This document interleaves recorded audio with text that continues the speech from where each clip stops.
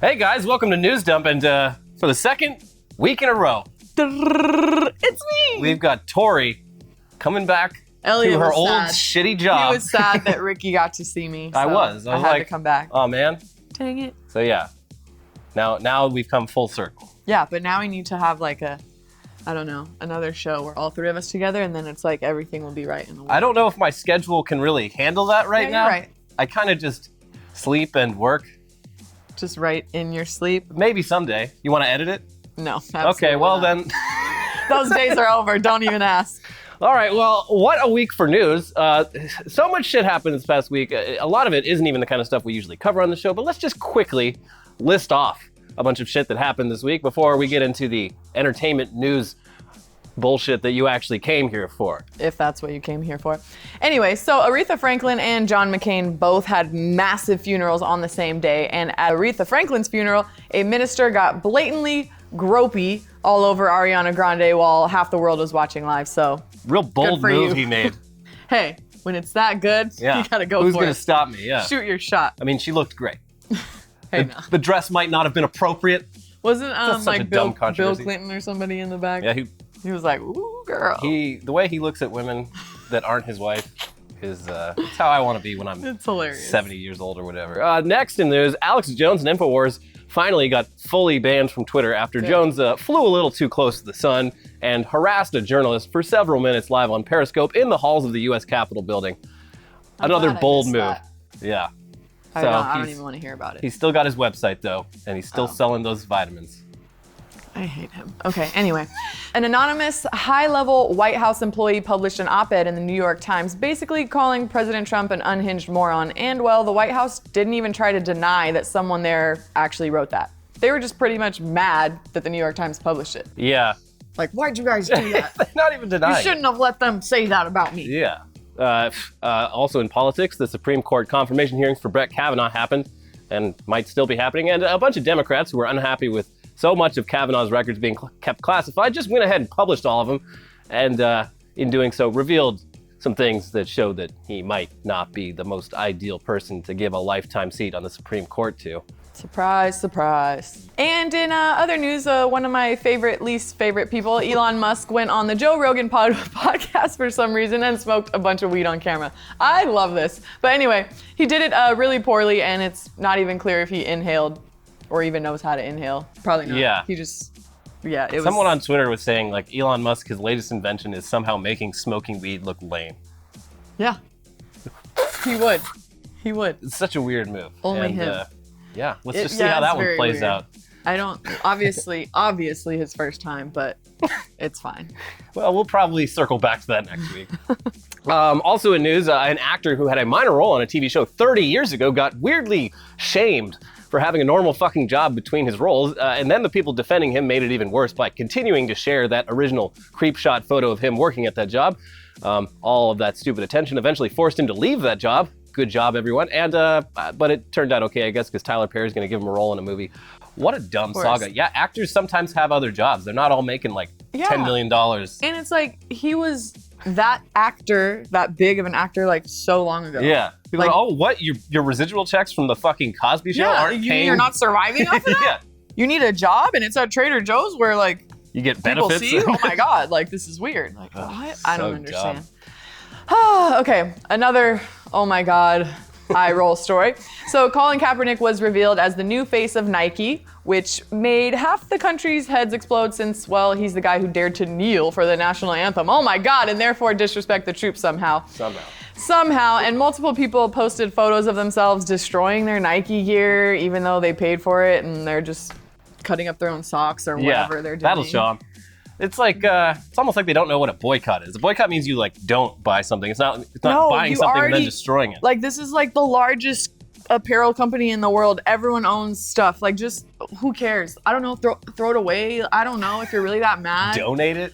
But sometimes I'm really genuinely curious. Are people really just trolling? Like, are people really cutting up their socks and burning their clothes for real, or is it for Twitter? A few of them at least are. One of them was like a country singer, and he seemed quite serious about it. This is so stupid, and I can't even get started on it because it will make me very upset. All right, well then that's a good time to move on. Let's get out of here. In probably even more upsetting news, the oldest museum in Brazil, which contains countless priceless artifacts and works of art, it all just burned down thanks to government budget cuts that made the place a huge fire safety nightmare, and it was pretty much bound to go up in flames at some point.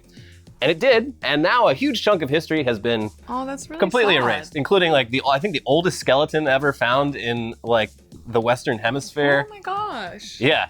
Wait, Yeah, why was it's it such a fucked up. fire hazard? Like, what happened? Because like the government, like, you know, you're supposed to send inspectors out and like make sure there's not loose wires So it was and just shit. like long enough, it was just chilling there and like caught fire? Yeah. And that's sad. took all that shit with it. Yeah, it's fucked up. Hey, fuck history. Yeah. But I mean, pretty much par for the course for Brazil. Yeah. Oh, well, that's sad. Yeah. But anyway, also, Burt Reynolds died, but he was very old and he had a nice life. Yeah. I mean, it's sad, but he had a good one. Did you also hear that Mac Miller just died? Wait, what? Literally today, right now. No, I did not hear that. He OD'd. What the fuck? Yeah. Oh, shit. Yeah. No, I didn't know. I like oh my just saw God. it. Like someone just texted me and I just saw it on Instagram. He was 26 years old. Fuck. Yeah, oh my. That's terrible. Very sad. Wow. Okay, well, So another rest in peace. Sorry, sad news. Anyway. Jesus. Yeah, so that's a lot of news. Most of it terrible. Is that everything? Probably not. You'll let us know. But anyway, on to some news from the world of entertainment and fluff. Henry Cavill, the suave, square-jawed Superman of the silver screen, he has officially landed the role of Geralt of Rivia on the upcoming Netflix series The Witcher, which is kind of awesome news, because first off, Henry Cavill's movie career is already doing great these days, so it's pretty wild that he would choose to limit his movie-making schedule by signing on to star in a series. That means it's probably good. He is, however, a fan of the original Witcher novels, and it's apparently, he's just a huge nerd in general. Which, like, he looks like such a hunk. It's like, no, you're not. Like, you're a fake lying. nerd. Fake nerd. No, nerds look like me. Yeah, that's right. You can't be a nerd. Yeah, but I guess he is. It's also cool because it's just great to see that kind of talent behind this project, because The Witcher actually seems like a property that could totally work as a live-action series. Yeah, so for those unfamiliar, like me, talking to myself here, The Witcher is a series of fantasy books by Polish author Andrzej Sapkowski. Sure. Yeah, that's also been famously adapted into a series of critically acclaimed video games, of course. Geralt of... Geralt? Geraldo Riviera? Yeah. Wait, Geralt of Rivia. Geralt? Yes. Oh, okay. The G is like hard. Gerald, but Geralt. Geralt. Okay, so Geralt of Rivia, Cavill's character, is a sort of mutant bounty hunter who travels the world taking on jobs, slaying all kinds of monsters, and also getting laid a lot. Of course, Slaying because pussy. he's a hot, suave man. So the world of The Witcher is really detailed and lush, and it's based on a lot of European folklore, particularly Polish folklore. So this definitely seems like the kind of thing that could end up being Netflix's answer to the Game of Thrones, finally. A graphically violent fantasy series featuring lots of really attractive people. That's the kind of TV I like. That Attractive thing. people having sex, Yeah. cutting each other's heads off. Lots of dragons, if you know what I mean. Actually, no dragons in The Witcher. Oh, but I meant other dragons. Oh. So yeah, that project is still in its very early stages, so it's unclear when it'll actually be coming out. But speaking of things that we might be waiting a while for, the Academy of Motion Picture Arts and Sciences, the Oscar people, they have announced that their plan to add a new category to the Oscars for Achievement in Popular Film has been put on hold because pretty much everyone called it a dumb idea. Let's backtrack. They basically admit to this in their statement, saying, "There has been a wide range of reactions to the introduction of a new award, and we recognize the need for further discussion with our members." We're just gonna go back into our meeting room. People had a lot of opinions about this. Be right back. So it's not like popular movies don't deserve love and recognition. It just never really made sense why or how the Oscars would do this, or even what would specifically qualify a movie for that category. Adding this category would have also meant that the ceremony's already cramped schedule would become even more cramped, with speeches getting cut even shorter, and categories and stuff like costuming and post-production getting removed from the broadcast altogether. So, good riddance. After all, there's already an award for achievement in popular film, and it's lots and lots of money. Yeah. That's what you get. When will people finally recognize popular films Yeah, And- they don't get enough and love. compensate them for their Like, I popularity? think we need to pay Dwayne "The Rock" Johnson in another way. Let's give him an award. Yeah. He for just these doesn't movies. get the recognition he Yeah, deserves. he needs He's got more like attention. 6 houses, but Yeah. no statues. Speaking of award shows, this week was the Pornhub Awards, which is apparently a thing. Yes. And for some reason, this year, Kanye West signed up to be the creative director of the ceremony. This is so weird. This news was somehow also kept a secret up until just hours before the award show. Typical Kanye fashion. You want to just drop Surprise. it. Yeah. And Kanye, he ended up also performing live and debuted a new music video featuring himself and Lil Pump walking down a hallway in big, weird, square-shaped I bodies. did see this. Weird video. Yes. The ceremony also even streamed on Kanye's own website. Anyway, as for what Kanye's special touch brought to the ceremony, I guess it kind of it felt more refined, like a high-end fashion show. And Kanye himself seemed to really enjoy this gig, so good for him, I guess. Yeah, I saw a headline or something about Kanye being the creative whatever, but I didn't realize it literally just happened. Yeah, it was last night. I thought it was coming up. Yeah, the news came out yesterday afternoon. It happened last night. He was just standing there the whole time on the side of the stage, So just what was the my point? work. I don't know. I guess, when you're Kanye West, sometimes you have weird goals, and I guess he wanted to direct an award show for pornography. Yeah, I guess he does weird things. He's not a normal person. We know this. Yeah, you're right. Nothing he does is predictable in any way, so No. I'm not surprised. All right, well, anyway, there's no point really talking about that any further, though, because as soon as you start talking about porn, YouTube takes away your monetization. Know that well, don't you? Yeah. So let's just move on to some trailers, starting with one that's long overdue, The Other Side of the Wind. It's the new film from Orson Welles, who died in 1985. Huh?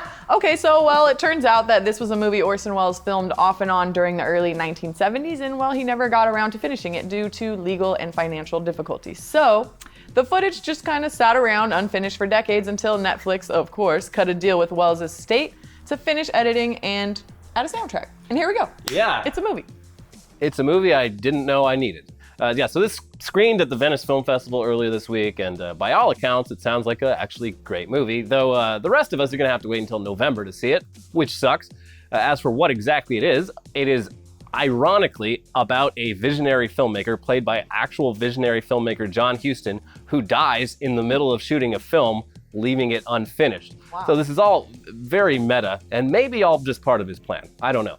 It also sounds kind of familiar and similar to another mockumentary that Orson Welles made in the 70s called F for Fake, which was a documentary about deception in which Welles himself deceives the audience.